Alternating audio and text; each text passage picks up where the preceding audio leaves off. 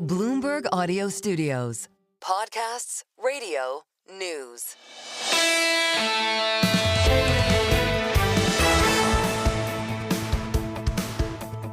Single best idea, and my Valentine gift from the team was a spectacular set of conversations today. We have a new thing with our calendar and the timing and all the good messages from our wonderful sponsors, where we have a very long, what we call A block, to begin off each hour. We had an hour strong with Catherine Kaminsky of Alpha Simplex, brilliant on trend research. Another good hour with Lindsay Piegza of Stifel, my economist of the year last year.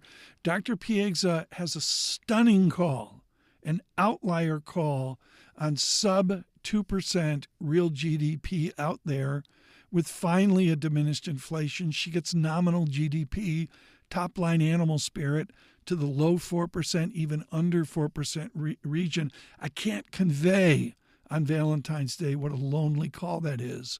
But we were so lucky to start the show today with Ed Yardeni. He is iconic Yardeni research, always and forever to those of us older from C.J. Lawrence. He has called this the Roaring Twenties. People are saying, yeah, sure, it's out there somewhere.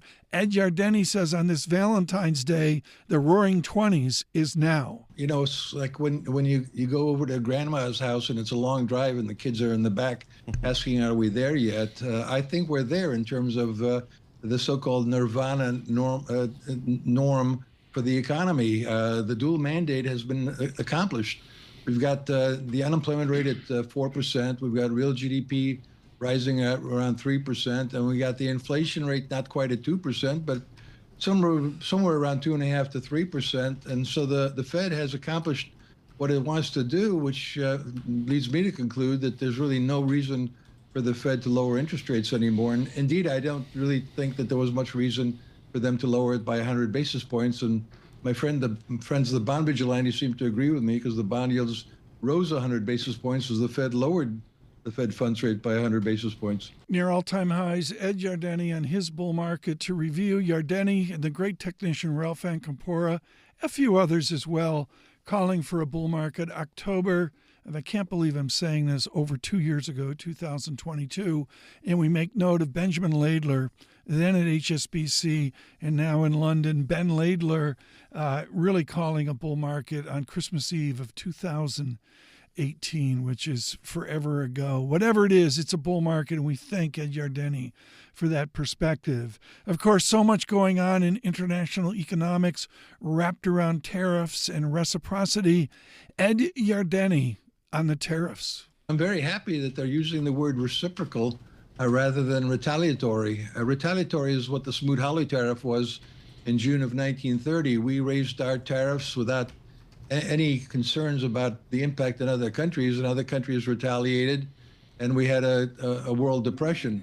And then to get out of that, the Congress passed the Reciprocal Tariff Act, which basically, the basic theme of that was, please take this power out of our hands. We're too dangerous with tariffs. Let the president do it. Well, the president's doing it again right now. And I think the fact that they're calling it reciprocal, and the president said it yesterday, he said, look, we're just going to be fair and we're going to match their tariffs. And if they want to talk about it and lower it, we'll do that. So I think this is all going to lead to lower tariffs, not higher tariffs, when all is said and done.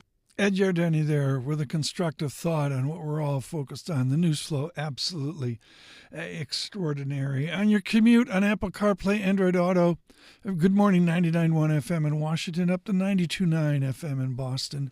In our flagship station, Bloomberg 1130 in New York. We're on YouTube and on YouTube podcasts. This is Single Best Idea.